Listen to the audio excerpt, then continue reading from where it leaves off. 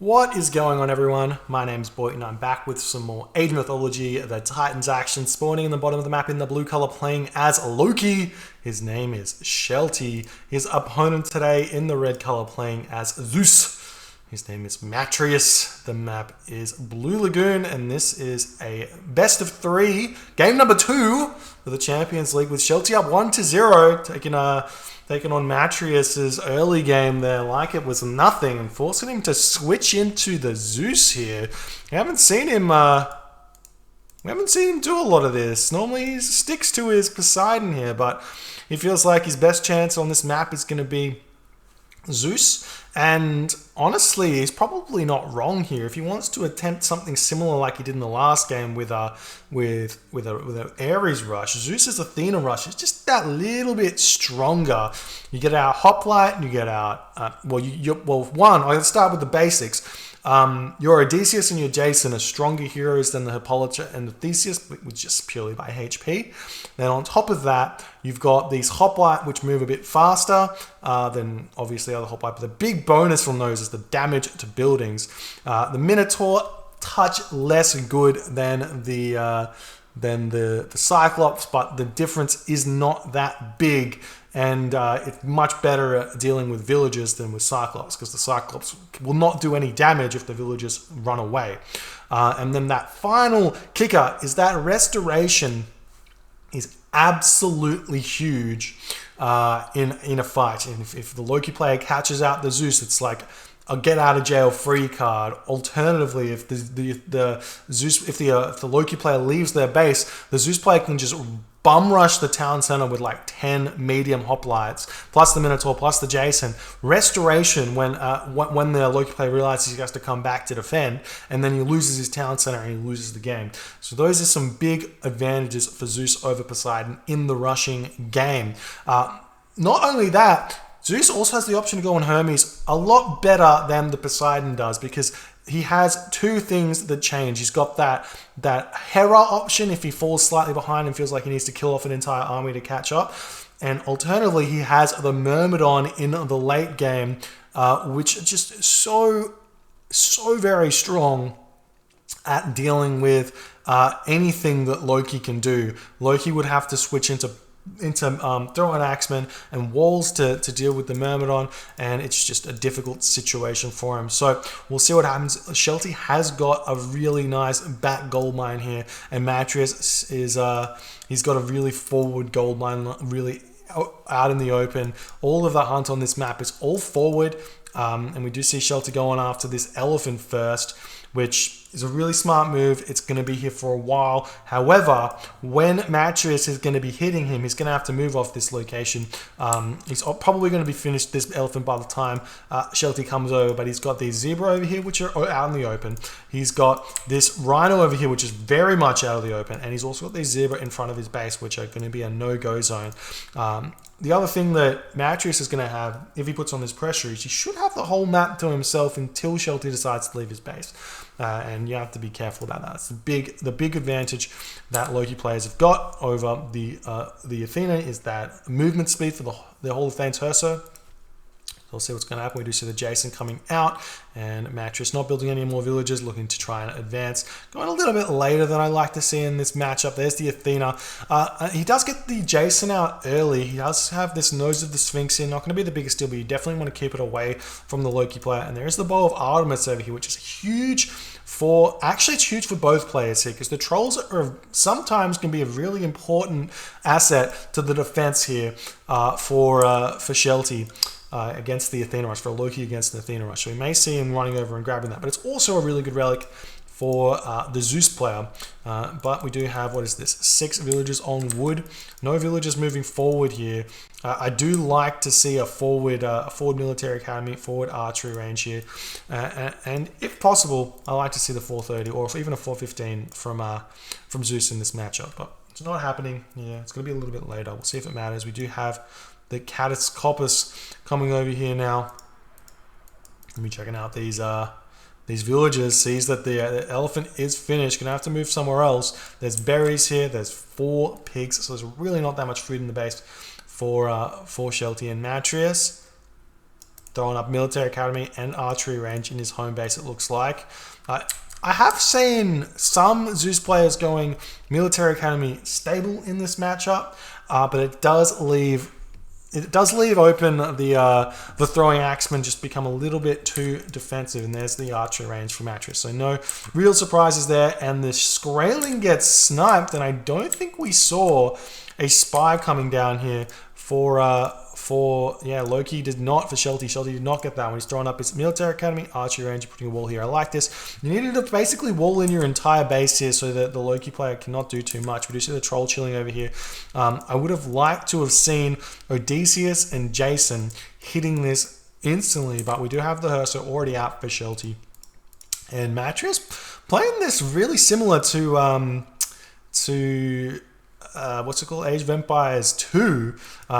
Putting these units straight into the military building instead of out, so they don't get sniped off there by the Hersa. Really smart move there, but he has popped them back out. Going to be returning to his base. A little bit low on resources for some reason. Maybe too many villages on gold? No, he seems to be fine. Oh, he's low on the gold. Okay. Not enough villages on gold. That just might be a little bit of inexperience with this build. It looks like as Matreiuss is now going to be moving out, happy with his numbers. He's got just about 10 units there compared to Shelty, who's got 9. Population is 56 to 44. So Matreiuss is sort of going to be a little bit behind in this one. So we'll see what he can do. He's moving forward. Let me search if something we do see the Hersa moving up onto this, going to be greeted by these units here. That's going to give Shelty a little bit of an avenue to go, okay, I can start attacking him. There's no real way into Matreiuss's base except for the top side, which I'm not sure Shelty knows just yet. If we check that out, yeah, he hasn't seen quite what Matreiuss has done there with his base, and he's going to be trying to break through this location. There's nothing that he can really hit in this base, and we will see this village is getting pushed off here as the Odysseus going to be doing a lot of damage to that troll who's getting pushed back there. House going to get instantly sniped, and Matreiuss can actually just put some units back into his base now. He sees that this is only 4 Hersa, and now we've got the raid coming in onto this food location over here. Shelty already knows that it's here. He sees that one because you can see if he's, oh, he actually hasn't seen it. He's getting very lucky with this raid here. Going to find 4 villages, but he's getting attacked while this is happening, and he does hit these. He's going to hit these villages, and he's going to pick off at least one of them, if not 2, and he's going to be taking a lot of damage in this base here. But now we have Shelty running to find some villages in the home base of Matreiuss. Matreiuss has got a couple of units already here to defend against this. These villagers are going to have to retreat away from those berries. Actually going to turn around and fight this at this point. We do see the watchtowers is up, but it's going to get instantly taken down. Some of these hoplites going after the villages here. Unfortunately losing one. You really can't be losing units here as you're losing economy. More Hersa coming in onto these villages here does save those into the town center. Maybe losing one up on the top here. Going to be making its way over to that sentry tower. He's got 1 more or 2 more hits left in him, and he does escape there. The Hersa turning around, villagers turning around onto this one with the help of the town center. Does manage just to pick that one off. Another house has fallen here, and now this gold mine is open for attack, and you can look at the gold mines here for Shelty are really bad behind this wood line over here, behind this wood line and water here. Really difficult situation for Shelty to get or to sneak a second gold mine here. So the longhouse is going to be going down, and Shelty's only got 1 longhouse. This longhouse matters quite a bit. That's going to really hurt Shelty. If we check out his wood situation as well, he's got 150 wood, and he's trying as best as he can to get to the next age. He may actually have to just move these villages back onto pigs and see if he can just cut Hersa and try and get to the next age through Bragi here. He's still going for raids. If he gets an Einhjar spawn, there's a big opening here in Matreiuss's base. He's going to actually have to move off that wood line, and now he's going after this watchtower here. He does have a restoration. He needs to move these Toxotes close to the watchtower. Looks like he's retreating away from the watchtower for some reason. He can utilize his restoration here if he wants to. The villagers coming onto this location. He's not throwing it down just yet. More units streaming in. There's the restoration. The Minotaur getting a lot of damage taken here. That's still no Myth unit spawns, and the Minotaur is going to live with a little bit of HP, going to be able to snipe some hoplite over here. Not quite. And we do see a bunch of villagers still getting picked off. The Hersa need to snipe that Minotaur there. It does a lot of damage. It's not like it does. It's worse than the hoplite dealing damage against Hersa, against heroes, I should say. They don't have like a reduction or anything. It still does 15 damage, so you still have to pick it off very fast. Nice ghost building here by Shelty, forcing Matreiuss out. More units streaming in here, and we do see see this Aniha running around the base of Matreiuss, trying to slow him down as he has to retreat away from this. I'm pretty sure this army here from Matreiuss does beat the Hersa, and now the gold mine is expired, going to be moving up to the top side of the map here, and Matreiuss has to know that that's happened because he did spot the gold mine on the way out. Very low on the gold. Shelty going to be throwing up another longhouse, so we check the population. It's 81 to 75. The troll going to be throwing some rocks over onto the Jason here, who's going to move in and try and snipe that one off. And we see the Odysseus coming over here to clean it up. And then the units are already over on this gold mine. They're on the wrong one. Does Matreiuss see this or not is the question. He does see this gold mine. He knows it's here. He's moving his units over there now. And that's going to be huge. What is Shelty's gold situation? He's on 448 here. And the question is, will he have the food to advance? He's got these berries, so he does have the food. He's still building Hersa, though, so he's not going for a fast heroic here, which is generally what I see Loki players doing in this situation. They get the 500 gold that they need. They sit in their base, they chop wood down or get food, and then they try and get to the next stage, build a market, trade that wood for gold, make battle ball, and then flaming weapons, gold starve. The Athena player here. We do see the spires on the army here of Matreiuss, who's coming up to this gold mine, and it's looking like Shelty is figuring that he needs to fight to hold on to this gold mine.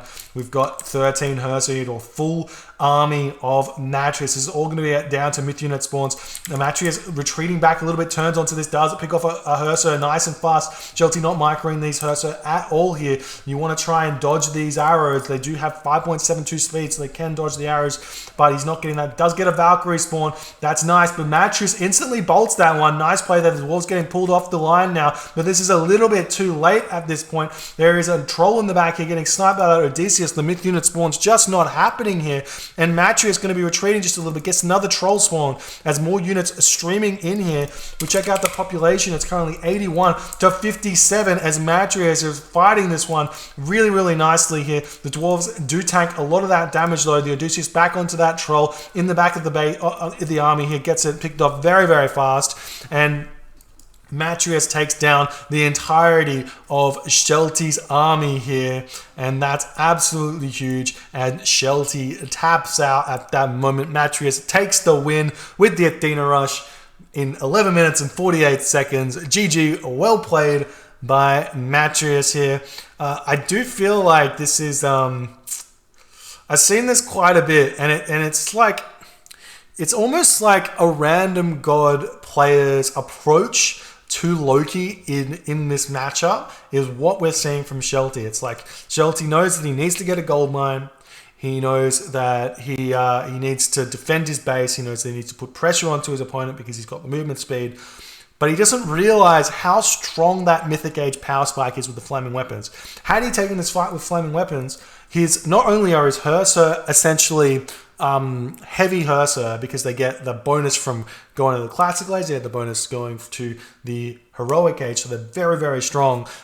You also get the flaming weapons to get those myth unit spawns, you get the battle boar as well, and that would have been huge. So what he could have done is he could have sent, like, say, I don't know, 5, 6 dwarf over onto this gold here, stopped producing units once he had 500 gold, and then once Matreiuss had seen that this was where the gold situation was, Shelty could have baited over there, moved over, eaten these zebra again, gotten to the heroic age through Bragi, and then possibly taking a little bit of economic damage here, but then gone for his own gold subjects. So there's only 234 gold left on this with the flaming weapons, forcing Matreiuss into a really difficult position.